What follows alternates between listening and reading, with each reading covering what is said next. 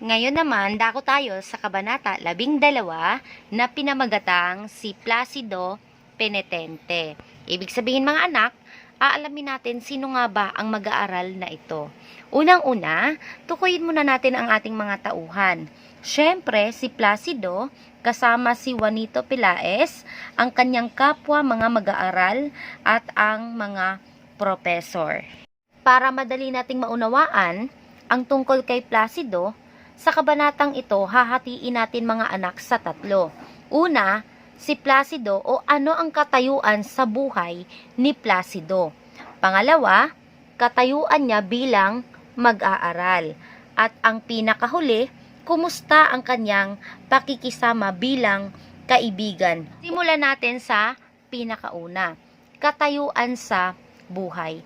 Mga anak, kung mapapansin natin, si Placido naman bilang mag-aaral ay hindi naman masasabi nating naghihirap sapagkat may mga kagamitan naman siya o kung ano ang kailangan sa loob ng silid-aralan katulad na lamang ng panggastos.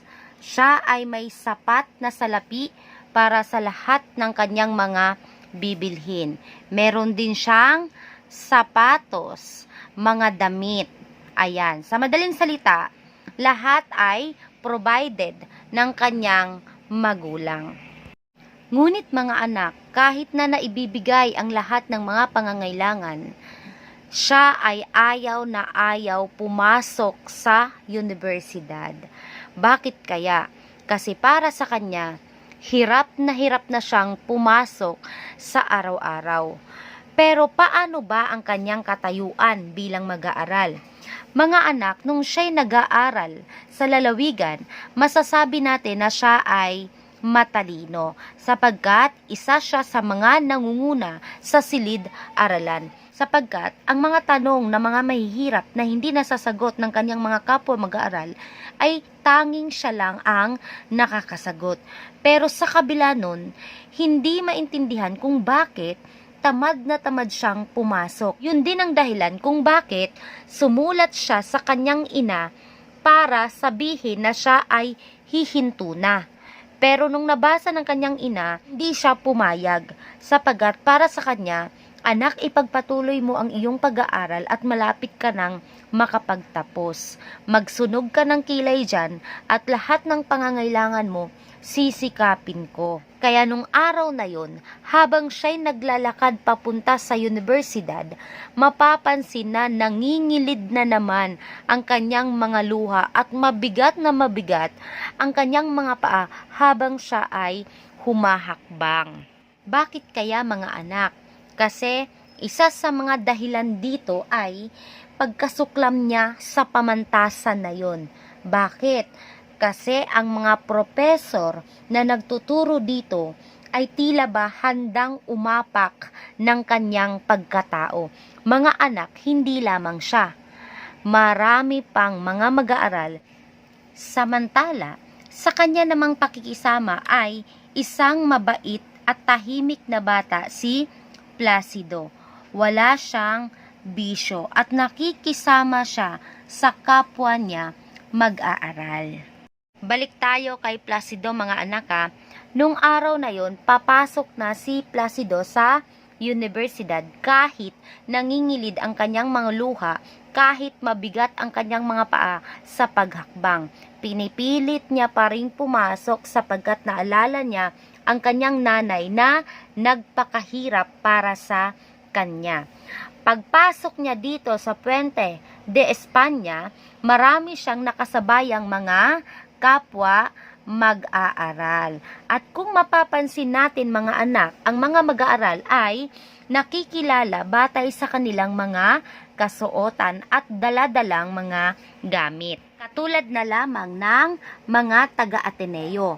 Ang mga mag-aaral dito mga anak ay sila ay naka-Europeo ang kanilang mga kasuotan at ang kanilang mga gamit ay tila napaka makakapal na libro. Samantala, ang mga tagalitra naman daw na mga mag-aaral ay formal ang damit at halatado na Pilipinong-Pilipino ang kanilang mga kasuotan. Samantala, ang mga dalang gamit naman ay kakaunti lamang. Ang taga-universidad naman na mga mag-aaral ay sopistikadong magbaro.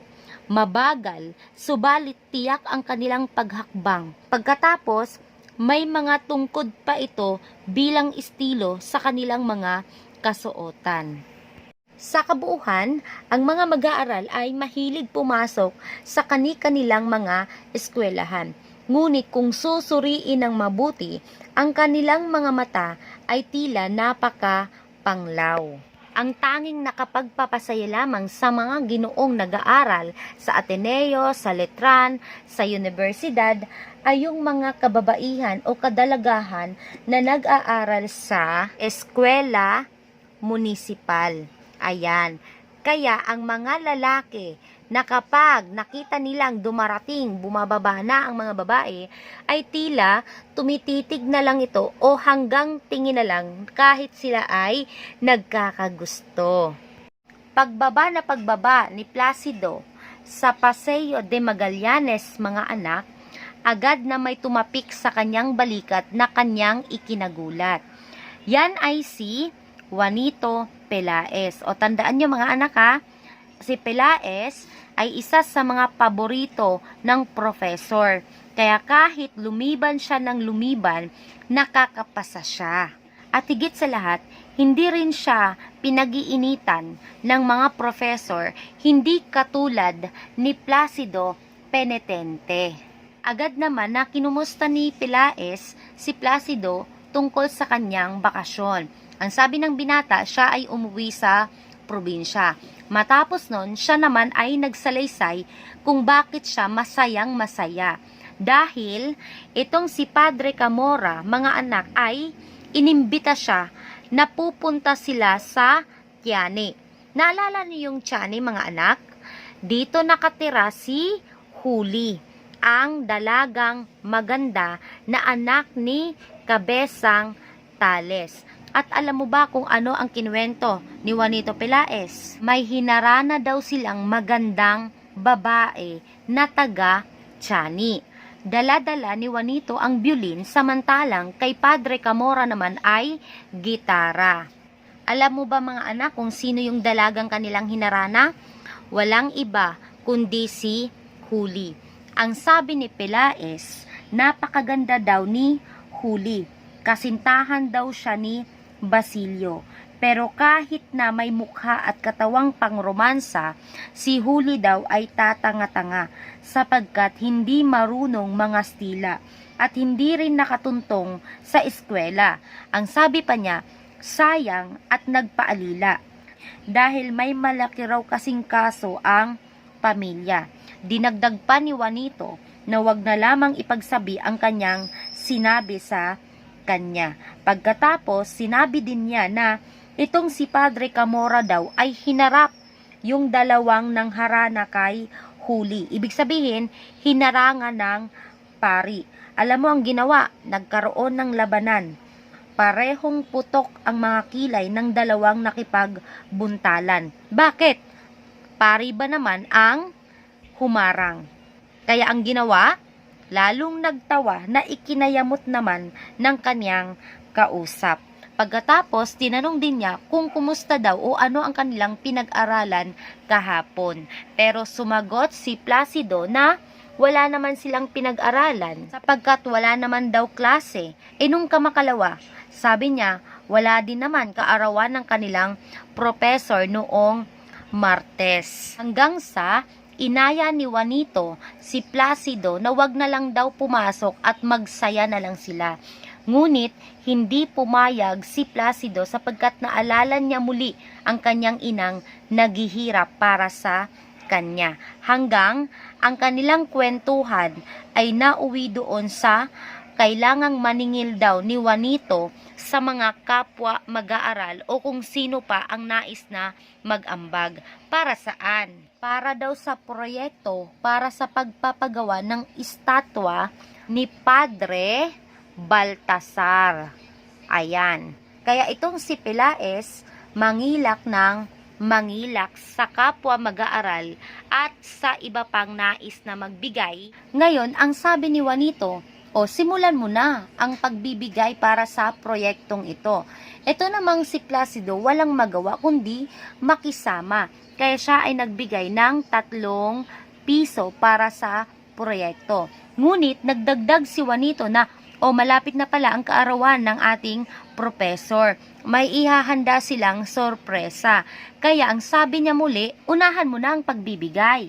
Ang ginawa naman ngayon ni Placido, nagbigay siya ng 2 pesos. Sabi niya, konti naman, dagdagan mo pa. Dinagdagan niya uli ng 2 pesos. Sa madaling salita, 4 na piso na ang binigay niya. Bakit nga ba nagdagdag pa ng salapi si Placido? Kasi para sa kanya mga anak, umaasa ang binata o ang mag-aaral na ito na sana mabago ang pagtingin sa kanya ng mga professor.